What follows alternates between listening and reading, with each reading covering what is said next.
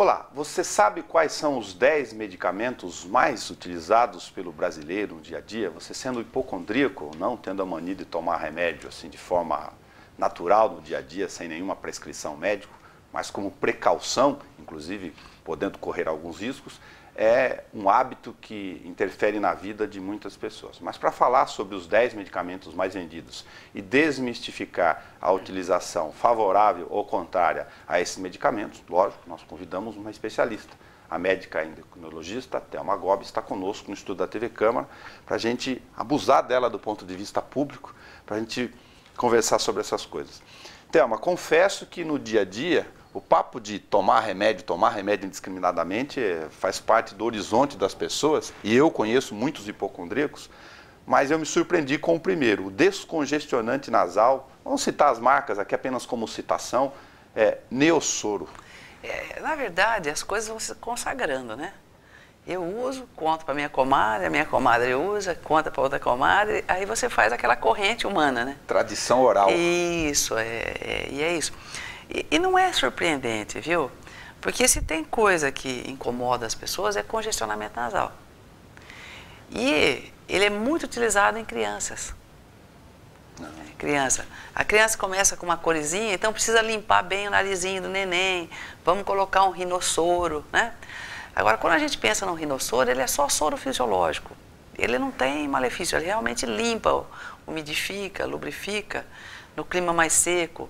A narina do neném é muito sensível, sangra, então você tem que modificar isso pelo ressecamento. Agora, o Neossoro, ele tem uma questão. Ele é muito utilizado até mais entre adultos do que criança. Para a mesma função? Para a mesma função. Mas ele não tem só o soro fisiológico.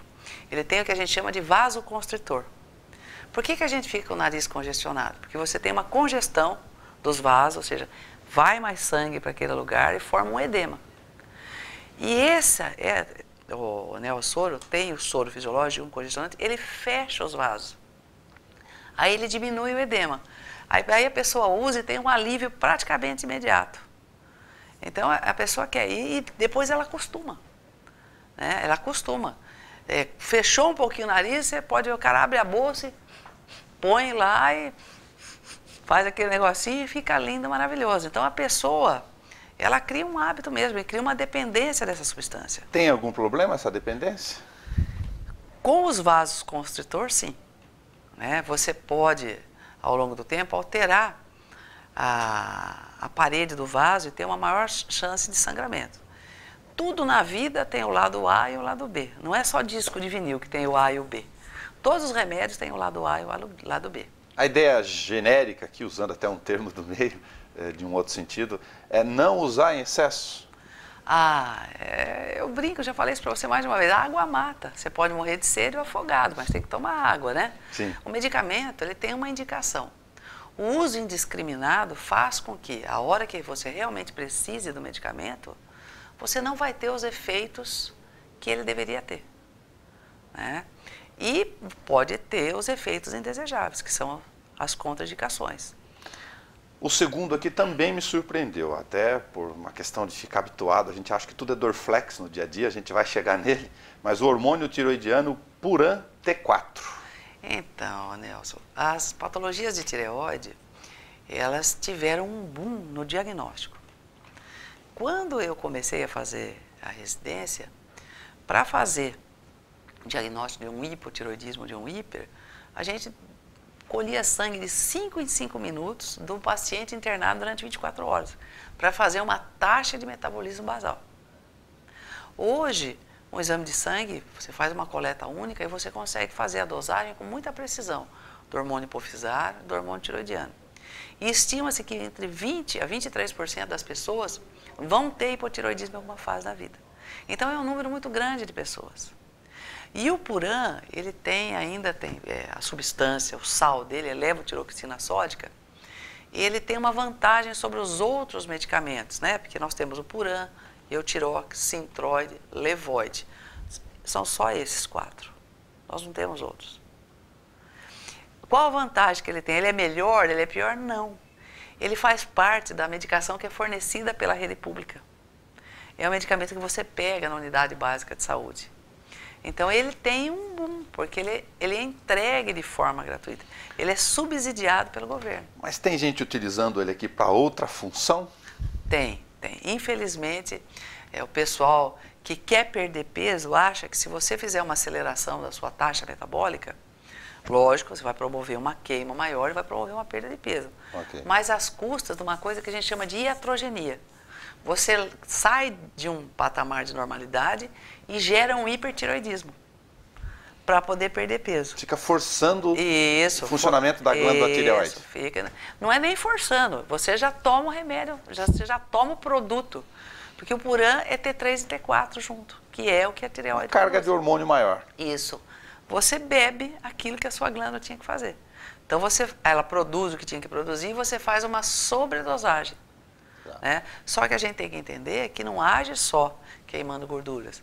Ele vai promover irritabilidade, insônia, taquicardia em quem está tomando em excesso. Okay. A reposição traz o indivíduo à normalidade. Agora, lógico que uma questão básica, óbvia disso é se alguém está precisando de reposição, é recomendável ouvir o médico e tomar de acordo com a prescrição. E não com essa função de emagrecer aqui isoladamente. Não. E já foi, viu? Já foi um boom. Teve uma época que era até preconizado dentro da medicina. Só que, graças a Deus, a gente vem evoluindo. Tudo evoluiu. Eu acabei de dizer que o cara ficava internado 24 horas, colhia sangue em 5 minutos. Sim. Era de 5 minutos. Os residentes revezavam ao lado do leito.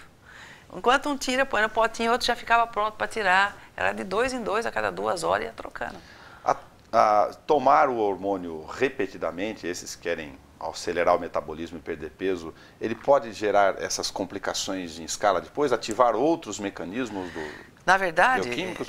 Ele vai mexer com a parte cardíaca, né? Vai dar uma taquicardia, pode dar uma hipertrofia concêntrica do miocárdio. Ele acelera a taxa de filtração renal. Se você usar de forma indiscriminada, você pode ter uma disfunção renal lá para frente. É de metabolização hepática e excreção intestinal, então você pode ter complicações hepáticas lá para frente. Você vai forçando alguma coisa, né? Vamos pensar no motor. Você tem um motor, ele tem que carregar tantos quilos. Você vai forçando, uma hora ele dá problema. O excesso da medicação é a mesma coisa. Então, aliás, por uma outra razão, num bate-papo nosso, você comentou sobre os suplementos, aqui só para emprestar ao lado dos remédios em excesso, de que o nosso corpo tem um limite, um funcionamento orgânico já regulado, colocar muita coisa nele, ele vai jogar fora. Vai. Veja, nós temos uma capacidade de absorção e uma taxa de eliminação. Então, a pessoa ela vai para o exercício, ela acha que ela tem que ter uma alimentação totalmente modificada, que tem que mudar toda a vida dela. Não. Quem tem uma alimentação modificada, que muda toda a vida, é o atleta profissional. Eu fico 8 a 10 horas trabalhando sentada. Se eu faço 1 a 2 horas de exercício por dia, a minha alimentação, uma alimentação regrada, o cuidado de não fazer atividade física em jejum é o suficiente. Agora, o indivíduo que tem isso por profissão, ele tem um gasto metabólico, um consumo metabólico extraordinário. Ele come 5, 7, 8 mil calorias por dia. E uma mulher normal deve comer de 1.800 a 2.000 e um homem de 200 a 2,5. Ele consome 5, 7, 8 e ele é magro. Sim. Mas ele consome isso com toda a atividade física. Ele precisa de um consumo, de uma ingestão maior de hidratos de carbonos, de suplemento de algumas vitaminas e sais minerais que nós não precisamos. Então, a gente toma, além de sobrecarregar os nossos organismos, o fabricante agradece e nós fazemos xixi e fazemos as nossas fezes vitaminadas e proteinadas. É um espetáculo. O emplasto, quem não teve um torcicolo, uma pancada, ficou com a dorzinha na musculatura e tacou salompas lá. E taca mesmo. E tem um alívio imediato, né? Ele tem alguma substância à base de mentol, então dá aquela sensação de frescor, gela, esquenta. Ele tem um anti-inflamatório e tem uma substância que faz um relaxamento muscular. Fica geladinho. Isso. E o gelo, veja, o gelo tem uma ação anti-inflamatória e analgésica importantíssima. A pessoa acha que quando ela bate, tem um trauma, tem que fazer bolsa de água quente. Primeiro é frio, porque ele relaxa, ele fecha os vasos, ele dá uma sensação analgésica, porque ele... É fazer a constrição ele faz a constrição, ele elimina diminui a sensibilidade das terminações nervosas. Então ele é analgésico e anti-inflamatório.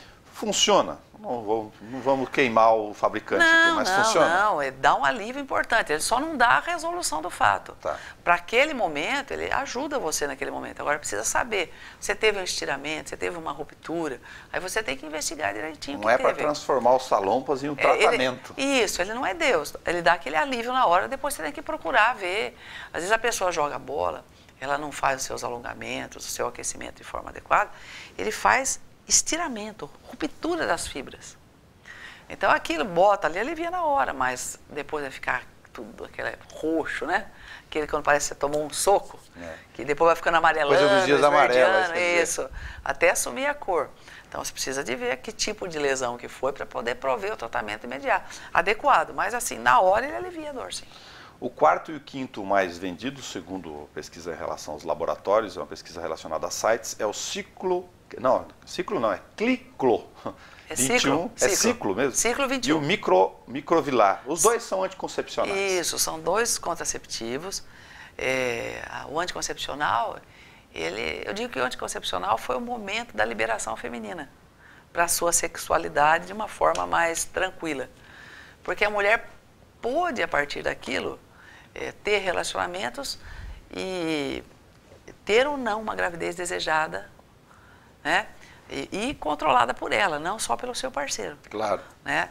Então é colocado na história como um momento da liberação da sexualidade da mulher.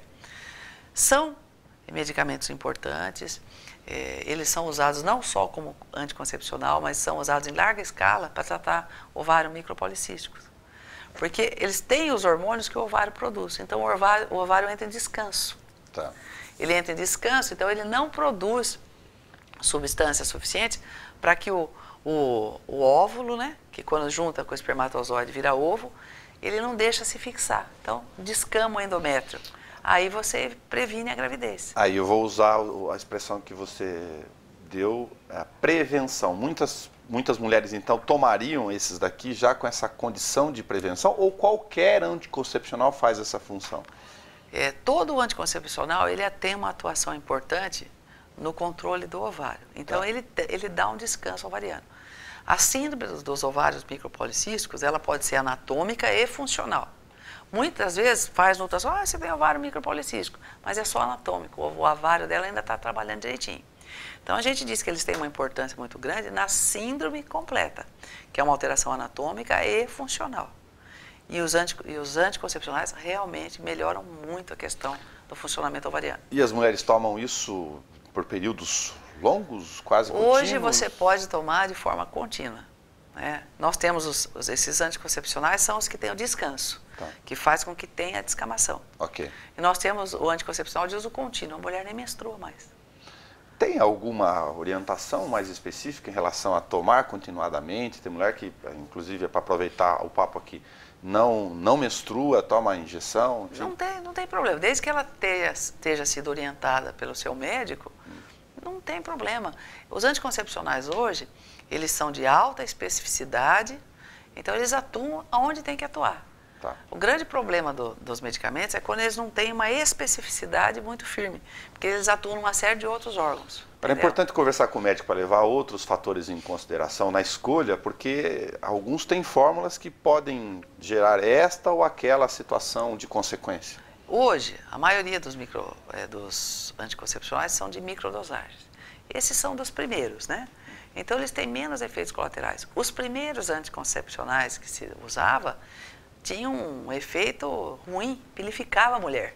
Entendi. Entendeu? Tem uns que falam que junta, enfim, água, retenção de líquido. Os primeiros tinham mesmo. Não tem mais nenhum hoje. Hoje, a grande maioria é isento dessas coisas. Aí vai da sensibilidade individual de cada um. Mas a grande maioria dos anticoncepcionais hoje é de baixa retenção de líquido, dificilmente da pilificação. Eles melhoraram muito. É que nem o carro, né? A gente pega os pad body antigo, veja quanto chacoalhava. Entra num carro hoje, você não escuta nem pneu. Não tenho dúvida. O sexto é o Buscopan composto. Aí tem uma diferença aqui que ele é analgésico e antiespasmódico. O Buscopan, simples, ele é só antiespasmódico, ou seja, diminui as cólicas, as contrações, né? Tá. Agora, o composto, ele tem uma substância antiespasmódica e um analgésico. Ele é mais vendido. Tem muita gente que toma Buscopan composto até para cefaleia. Agora, E funciona. Ele ficou que nem a esponja de aço, o Bombril em casa. Ele virou quase o próprio nome do remédio do princípio ativo, de tão famoso. Tem outros. Tem inúmeros. Outros mas, tantos. Assim, tem inúmeros nomes. Que funcionam também, naturalmente. Funciona, não tem porquê. Agora, é aquela coisa que você citou, né? A gente não tem que tomar nada de forma indiscriminada. Eu falo, eu tomei um aperitivinho, eu tomo um aperitivo de vez em quando no final de semana.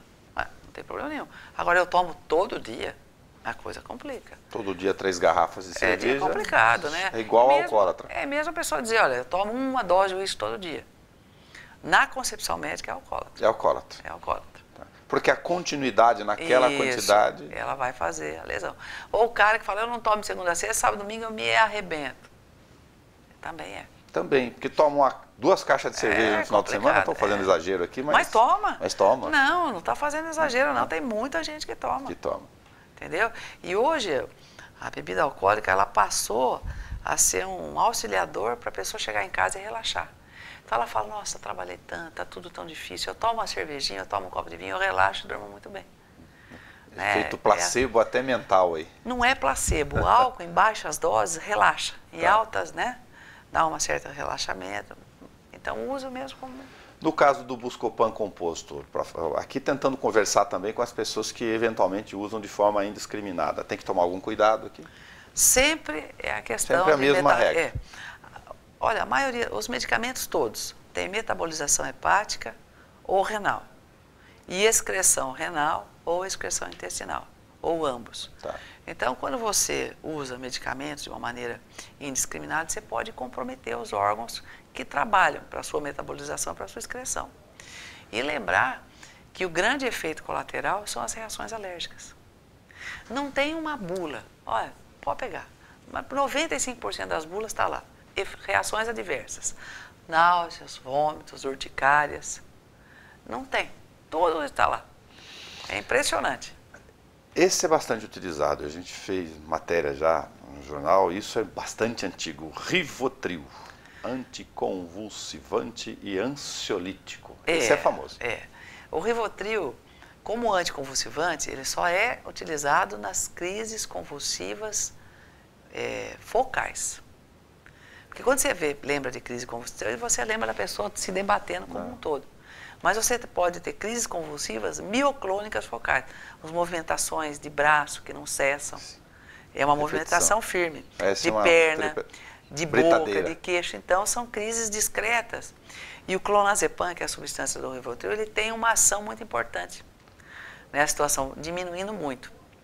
E como ansiolítico, nos casos de toque, de depressão, ele melhora a qualidade do sono e nós temos um Rivotril de 0,25 sublingual, que a pessoa usa na crise.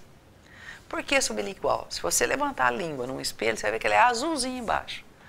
Uma medicação sublingual é como você estivesse fazendo uma medicação na veia. Então ela tem uma absorção muito rápida. É por isso que a medicação sublingual ela é usada nos casos agudos. Agora, o Rivotril, ele... Lógico, todos aqui não é para ficar tomando indiscriminadamente, mas ele causa uma série de transtornos. Pode causar. E sabe por que ele também é um dos mais utilizados? Ele é fornecido na rede pública. Aliás, eu ia falar dos anticoncepcionais aqui, o quarto, o quinto. Alguns desses também são fornecidos na rede pública. Forneceu em larga escala, o povo vai... Fica mais fácil. E a medicação, ela compõe uma fatia significativa da cesta básica do salário das pessoas. Sim. Principalmente nas pessoas de mais idade. Questão econômica fundamental. Isso. Então, assim, quando você lança, a Agência Nacional de Saúde coloca um medicamento, é porque ele já está consagrado e você percebeu que ele é usado em ampla escala. É prescrito com uma frequência muito grande. E que ele atende aos anseios da maioria. Então, você disponibiliza na rede pública. Alguns desses aqui têm genérico? Tem, todos eles têm. Todos eles têm genérico? Todos têm. Todos. Vale lembrar que hoje nós temos medicamentos de referência mais baratos que os genéricos.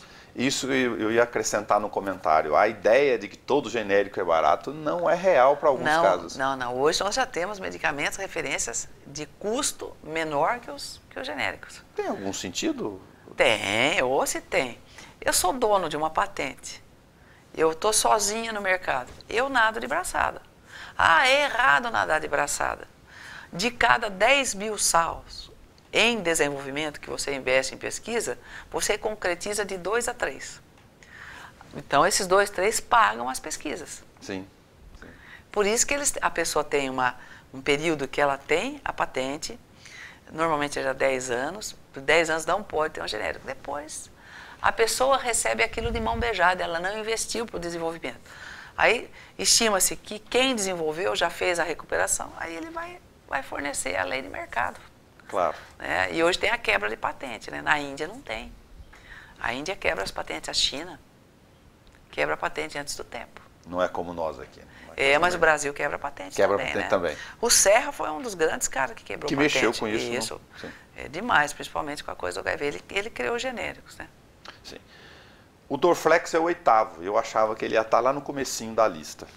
O Dorflex, por hábito até no dia a dia, porque todo mundo toma usado como se fosse café. Isso, você toma para dor de cabeça, para dores musculares, para torcicolo, né? Ele é um analgésico e ele é um relaxante muscular. Saiu então, a turma do futebol, tenho vários amigos que falam, eu já tomo 2 já na hora que chego em casa. E ele tem um efeito importante na dor de cabeça, principalmente na tensional. Porque a pessoa que tem enxaqueca tensional, ela faz uma rigidez de musculatura. Então, ele usa um medicamento, tem que ser leve, uma enxaqueca leve, que relaxa a musculatura, tira a dor de cabeça e vai embora, né? Porque as enxaquecas clássicas, elas não passam. Sim. Elas precisam de dos analgésicos muito potentes. Tem gente em casa que vai achar que a lista aqui está incompleta. Essas são dos mais vendidos, não é aquele que é seu aí. Não, tem muito. Né? Mas se a tem gente uma série de outros. E você tem esses medicamentos que nós colocamos aí, alguns nomes farmacológicos, com inúmeros nomes comerciais, né? Claro. É o que a gente chama de nome fantasia. Tem a dúvida. A gente tem filho homem, não chama João, Rodrigo, Renato, Rogério, Paulo, e por aí afora. Cada um dá o nome que quer. Antidiabético. Glifage? Glifage. Eu acho que é o que é mais utilizado. Lá atrás, Nelson, o remédio mais utilizado chamava-se Daonil, que é a glibenclamida. E ainda é utilizado, é fornecido na rede pública, mas ele tem uma ação renal significativa. E o diabético por si só já pode ter interferências renais. E o glifage, glucoformin, são as mesmas coisas que a metformina, cloridrato de metformina. É um medicamento importante, ele melhora a ação periférica da insulina, então ele diminui a resistência à insulina, ele ajuda as pessoas a controlar o peso diabético e ajuda muito a controlar o nível da glicemia. E é fornecido na rede pública. Então ele tem um boom, Hoje a rede pública fornece metformina, a glibenclamida ainda, que é o Daonil, e fornece a glicazida, que é o Diamicron ou Azucon MR, só tem esses 2 nomes fantasias. Mas a metformina ganha disparado. Aqui você falou que ele ajuda a controlar o peso. Tem um uso disfuncional dele também, pelo mesmo motivo que a gente comentou do hormônio tiroidiano? Você não deve usar em larga escala. O que acontece é que, como ele diminui a resistência periférica à insulina, você consegue jogar mais substâncias dentro das células, elas são trabalhadas metabolicamente para transformar em energia. Aquilo que não é trabalhado, você faz reserva. E a reserva do nosso organismo é gordura. Então, ele diminui essa formação de reserva. Já foi utilizado e é utilizado na síndrome dos ovários micropolicísticos, que a pessoa tem obesidade, hipertensão e resistência à insulina. E ele também dá uma certa sensação de saciedade. Já foi aí utilizado em larga escala no auxílio para emagrecimento. E ainda é usado. Só que tem que ser usado com as suas recomendações, né? Ele é off-label para emagrecimento, ou seja, não consta como um dos efeitos. Então, dentro do Brasil, isso é uma contravenção. O 10º, para as pessoas no dia a dia, nem seria considerado remédio, mas ele tem essa função sim, porque ele vai lá na questão da epiderme, na pele. o hipoglós. Ai, meu Deus, não tem bumbum de neném que não viu hipoglós, hein? Hipoglós ou Bepantol. O que ele tem? Ele é uma substância que... o hipoglós hoje, antigamente você passava e ficava aquela coisa branca, né? Que depois você tinha até dificuldade, você passava o algodãozinho e ficava tudo grudado.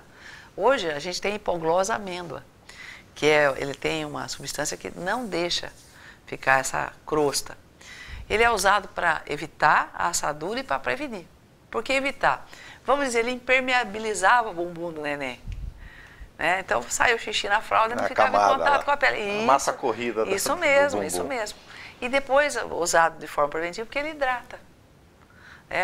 Quantos de nós, pelo menos eu fui com o nariz pintado de hipoglós para a praia, para não queimar. Nesse caso dessa lista que a gente fez aqui, é o que menos... Aliás, o que menos é o que não traz prejuízo nenhum. Não, o hipoglós o pessoal usa... usar em excesso. Não tem problema. O pessoal usa como protetor contra o sol. Quando o lábio fica muito rachado, passa hipoglós às vezes à noite.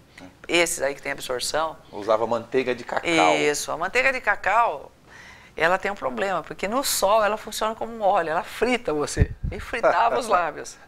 Né? Então é interessante. A gente hoje usa os filtros, os protetores solares labiais. Agora, passada a listinha dos 10 aqui, Thelma, a ideia geral para as pessoas no dia a dia é de que não fiquem usando essas coisas indiscriminadamente ou como se ouvindo o vizinho para esse ou para essa ou aquela função. Né? Eu acho assim, olha, a gente tem que usar por indicação. Por uma indicação correta de quem consegue lhe socorrer se você tiver um efeito colateral indesejável. Então, essa corrente, né, do uso da medicação, ela não é saudável, ela não é salutar. Aí fora você não compra nada sem receita médica. Ainda aqui na América do Sul, na América Central, lá para o lado da África, tudo você compra. Mas vai chegar a hora que vai ser como na Europa, Estados Unidos. Você não vai tomar um analgésico sem receita médica. Ok. Thelma, muito obrigado por você conversar conosco aqui, a falar com o Henrique em casa. Henrique, a lista não é o Viagra o primeiro, não se preocupe, eu comentei com ele que ia fazer. O Viagra é o remédio mais vendido às sextas-feiras. Ainda às sextas-feiras. Curioso. É a pílula da sexta-feira. Muito bom, mas o mais vendido é o descongestionante nasal Neosor. Remédio vai moderado, é como a cerveja, a cachaça. O bom é você tomar de vez em quando com prazer só, e não com exagero. Né? É isso mesmo. Muito obrigado, acompanhe com a gente aqui as discussões que podem interferir na tua vida. Hoje nós falamos sobre saúde, os 10 medicamentos mais vendidos ou distribuídos também, a boa parte deles na rede pública e que você em casa pode estar utilizando de forma inadequada.